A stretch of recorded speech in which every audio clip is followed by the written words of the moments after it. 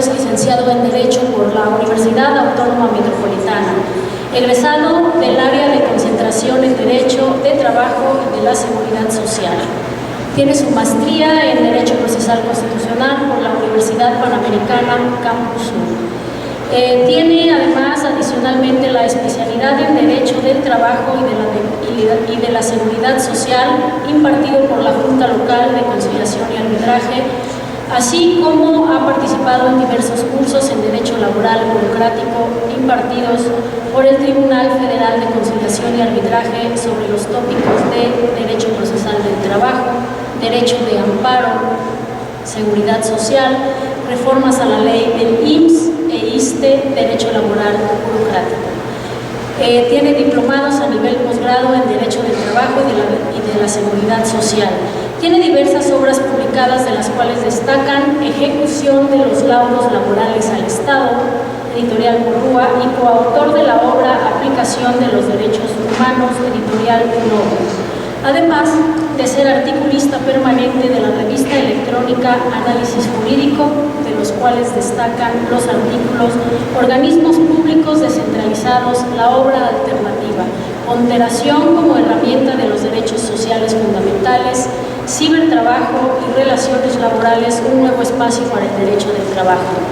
En el plano académico, desde 1996, ha impartido la cátedra en cursos, talleres, diplomados y posgrados, tanto en el sector público y privado como Profepa, PAOT, Profeco, CFE, IPN, CIESAS, Instituto Nacional del Petróleo, Universidad Autónoma Metropolitana, Universidad de Estudios de Posgrado en Derecho, Instituto de Posgrado en Derecho, ANAIPES, Grupo Carso, Centro de Estudios y Análisis Jurídicos, entre otros.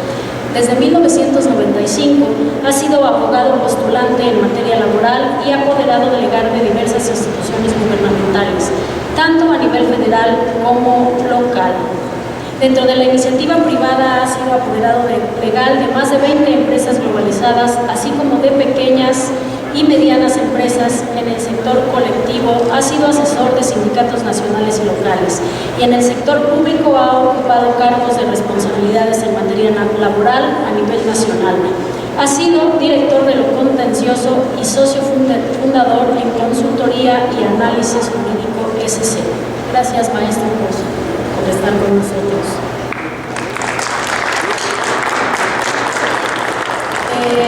Antes de explicar la dinámica, bueno, pues aquí tenemos ya nuestro cafecito.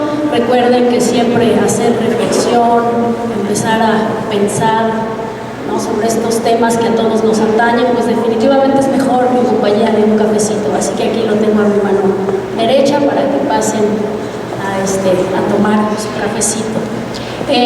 La dinámica que vamos a tener el día de hoy es que, bueno, pues el maestro Edgar Juárez dará sus reflexiones sobre el libro en cuestión, que por cierto este libro estará a la venta al finalizar el evento ahí con el autor. Hay pocos libros, digo, para que lo piensen, realmente pocos, creo 6, ¿verdad, maestro? 6, entonces, bueno, para que empiecen pues a estar listos porque se acaba. En segundo lugar, escucharemos los comentarios del autor del libro, el maestro Baltasar, y pues para finalizar con sesión de preguntas y respuestas entre el público y nuestros invitados. Cedo entonces el micrófono al maestro Juárez.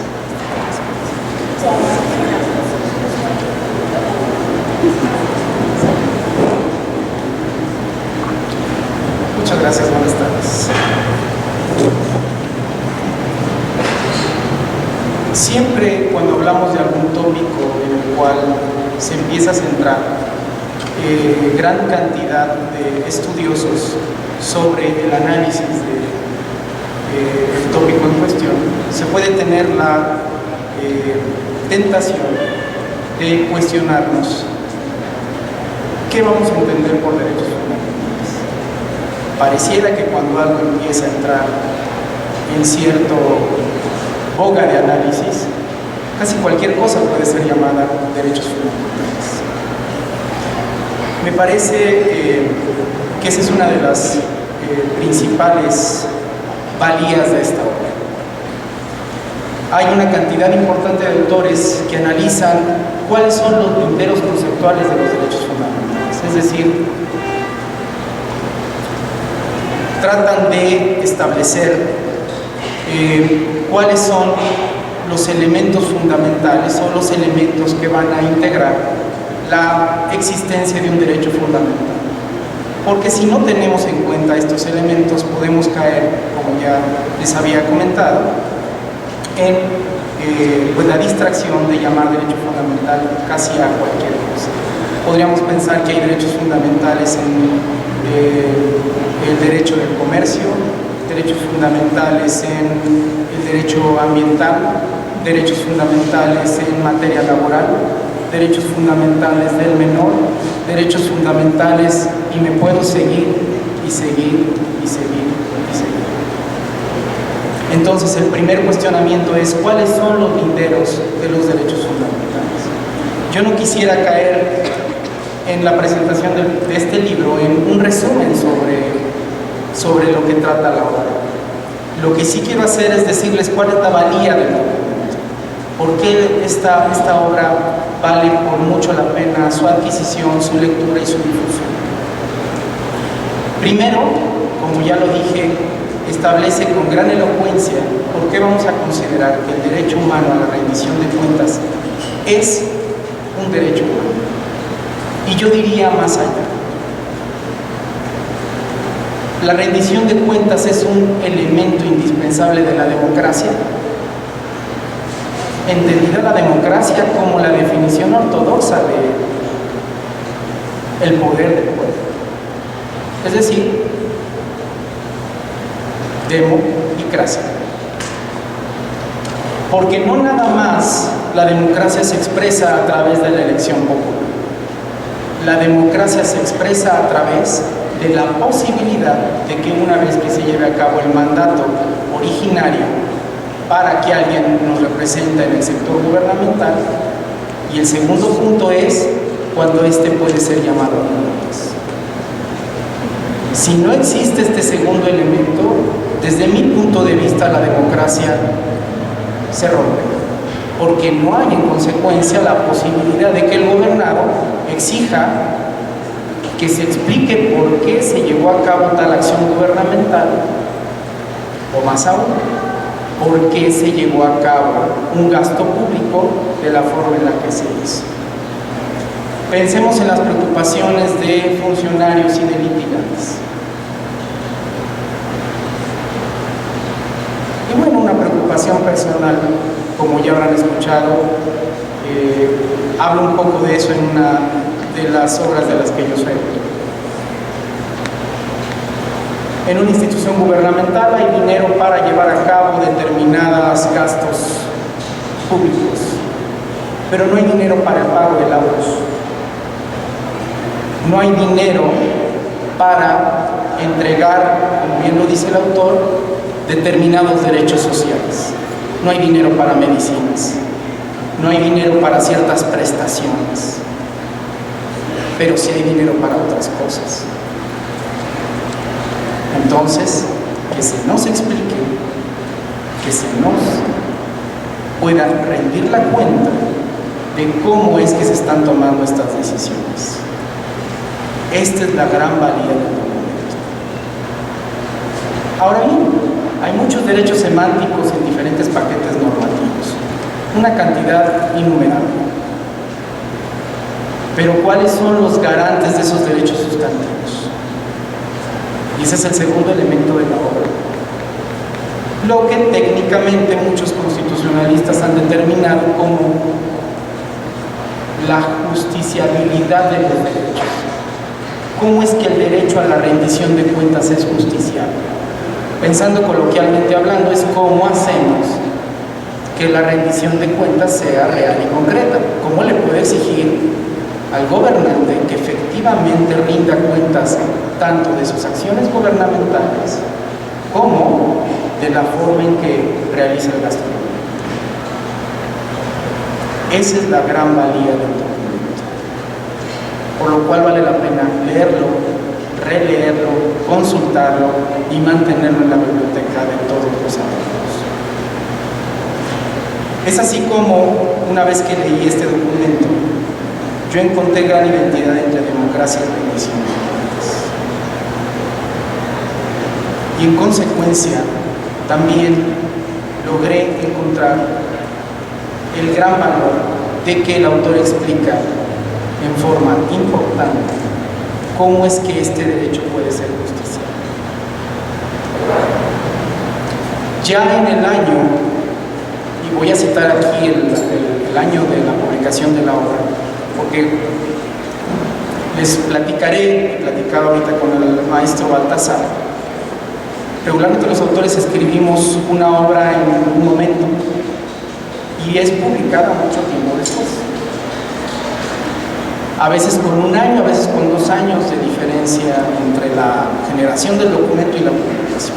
Entonces voy a citar una obra que fue publicada en el 2006, por quien seguramente ustedes conocen bien, que es el doctor Carlos Reynoso Castillo, gran laboralista y que todos deben detenerse en la amplísima obra de este autor. En su libro Panoramas y Tendencias, publicada en el 2006, seguramente generado muchos años antes, ya él decía que venía en boga el concepto de derechos fundamentales. Y entonces él solo lanzaba la pregunta: ¿qué vamos a entender por derechos fundamentales? Al respecto, bueno, como les he comentado, hay una amplísima cantidad de tratadistas que hacen disertaciones sobre, pero de manera concreta el maestro Baltasar justifica de manera clara por qué el derecho, por qué existe un derecho humano a la rendición de cuentas y cómo es que este derecho humano puede ser exigible vía la justicia, vía la garantía de los derechos a través de la exigencia justiciable de los mismos. Esto es lo importante del documento. Ahora bien, quisiera yo continuar señalando que me parece importante que cada una de las obras que uno como autor va escribiendo tengan 2 características importantes. Una, que sea lo suficientemente amplia para demostrar que hay un contenido sustancial en la tesis que se plantea, pero lo suficientemente breve para despertar la inquietud de los lectores. Es decir, es difícil que a través de una obra se pueda establecer un tratado completo sobre un tema, de modo que se inicie el estudio del fenómeno, se complete y se termine. No, yo creo que más bien lo que hace el maestro Baltasar es iniciar el estudio del tema, desarrollarlo, proponer sus conclusiones, pero dejar sobre todo inquietudes para que el tema siga siendo desarrollado. Es decir, de momento, esta es una obra única, este es un título único, no hay quien haya tomado el tema, pero vale la pena, y yo así lo entiendo por parte del maestro Baltasar, que es un llamamiento a los demás litigantes, a los demás estudiosos del derecho para que sigan abundando sobre él. Porque la rendición de cuentas es, sin lugar a dudas, un derecho importante, un derecho fundamental y un derecho integrante de la democracia, que sin ella deja de tener sentido un montón de figuras y un montón de conceptos que deben ser un valor dentro del Estado moderno. Yo con esto quisiera terminar la presentación de este libro, siendo, como les decía, y tratando de explicar y justificar cuál es la valía del documento a través de los conceptos que les acabo de decir. Espero ser, como les decía, lo suficientemente amplio, pero también lo suficientemente breve para despertar en ustedes no un resumen del libro, sino la inquietud de acudir a sus páginas. Hoy, que leer parece que empieza a estar pasado de moda. Muchas gracias.